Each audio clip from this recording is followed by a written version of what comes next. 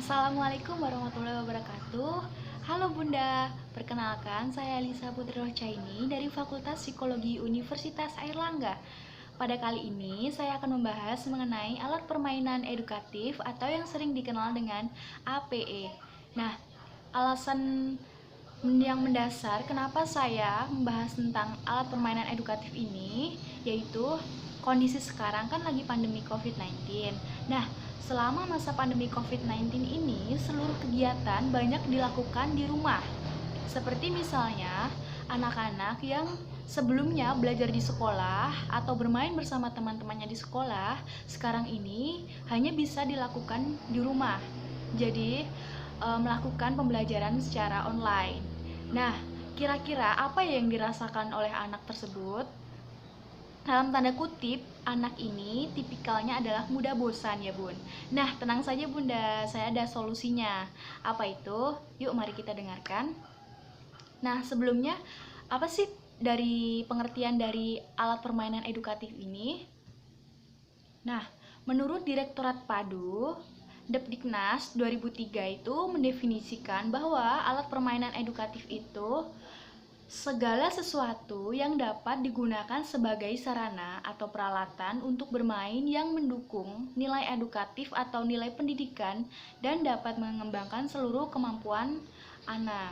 Nah, dalam pembuatan alat permainan edukatif itu, kita harus mempertimbangkan karakteristik anak dan mengkaitkannya pada aspek-aspek perkembangan anak atau mempertimbangkan juga usia anak itu bunda, itu penting ya bunda. Lalu apa saja sih aspek perkembangan anak itu?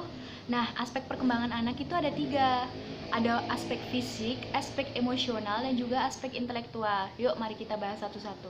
Dari aspek fisik dulu. Nah, dalam aspek fisik ini ada 3 komponen. Yang pertama ada motorik halus, motorik kasar, dan juga sensori. Nah, kemudian aspek emosional itu ada 3. Bagaimana mengenali dan juga mengekspresikan emosi, kemudian mengembangkan empati, dan juga membentuk trust atau kepercayaan ya bun. Nah, yang terakhir ada aspek intelektual. Apa sih aspek intelektual itu? Aspek yang mengukur kognitif. Nah, itu ada 4, belajar konsep, mengembangkan kemampuan berbahasa, memahami sebab akibat, dan juga imajinasi dan juga kreativitas. Ya, selanjutnya. Nah, penting diperhatikan ketika kita membuat alat permainan edukatif itu ada apa aja sih? Yuk, mari kita bahas.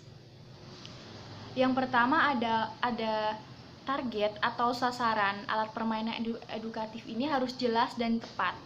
Nah, maksudnya jelas dan tepat itu, nah misalnya alat permainan edukatif yang sudah kita buat ini, kita itu harus tahu ini untuk umur berapa, usia berapa, dan juga mengukur aspek apa saja. Kemudian alat permainan edukatif ini dapat mengukur aspek perkembangan anak.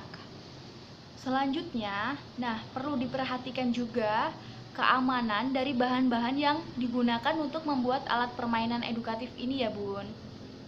Dan yang terakhir itu, alat permainan edukatif ini dirancang untuk mendorong aktivitas dan juga kreativitas anak. Nah, lalu apa sih contohnya alat permainan edukatif? Tenang saja ya bun, saya sudah mencoba membuat alat permainan edukatif ini.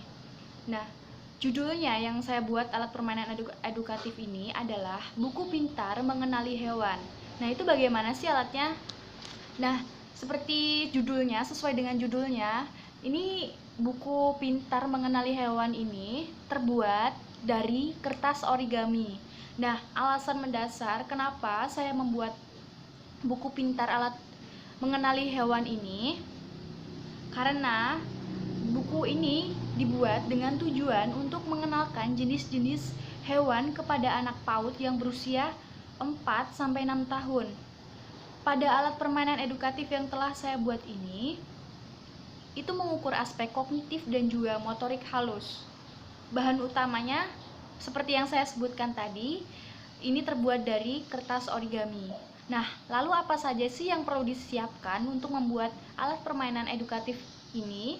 Yang pertama ada kertas origami, kemudian ada gunting, kemudian ada double tip, kemudian ada stick es krim, kemudian ada spidol permanen, kemudian ada kertas kosong dan juga ballpoint. Nah, selanjutnya bagaimana sih langkah-langkah membuatnya? Nah, yang pertama kita harus menyiapkan peralatan yang dibutuhkan, yang sudah saya sebutkan tadi ya Bun. Kemudian, keluarkan kertas origami, lalu ambil 2 lembar dan rekatkan pada double tip. Ini fleksibel aja, bebas mau membuat berapa lembar. Kemudian, lipatlah setiap kertas origami menjadi 2 bagian. Jika sudah dilipat menjadi 2 bagian, susunlah kertas origami yang sudah direkatkan hingga terbentuk seperti buku. Nah, kemudian jika sudah disusun, rekatkan double tip di tengah bagian lipatan hingga membentuk seperti buku. Setelah itu, siapkan kertas origami lagi untuk membentuk gambar hewan. Nah, untuk kali ini opsinya bebas mau menggambar hewan apa aja, sesuai dengan kreativitas masing-masing ya Bunda. Kemudian setelah gambar hewan terbentuk, rekatkanlah gambar tersebut ke stick es krim yang sudah ditempelkan gambar hewan ke lembar buku tersebut. Nah, setelah gambar ditempel, siapkan kertas kosong untuk menuliskan keterangan dari gambar hewan tersebut. Misalnya, saya membentuk gambar hewan kucing.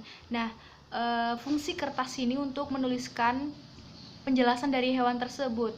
Nah, gambar hewan tersebut itu merupakan gambar hewan apa? Kucing, gitu misalnya. Nah, yang terakhir, pembuatan gambar hewan dilakukan sebanyak jumlah lembar yang ada di buku tersebut. Begitu Bunda. Nah, untuk cara bermainnya pada alat permainan edukatif ini harus ada pendampingan oleh orang tua atau guru. Nah, tugas orang tua atau guru ini untuk memberikan penjelasan dari gambar tersebut kepada anak. Ini ya Bunda, seperti ini bukunya. Nah, ini ada stick es krimnya. Nah, jika dibuka ada gambar seperti ini, ikan. Nah, fungsi kertas tadi itu seperti ini ya Bunda. Begitu sampai halaman terakhir. Gini Bunda. Ya.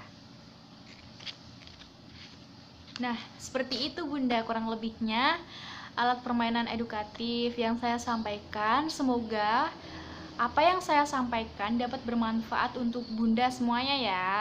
Nah, sekian dari saya. Wassalamualaikum warahmatullahi wabarakatuh. Dadah Bunda.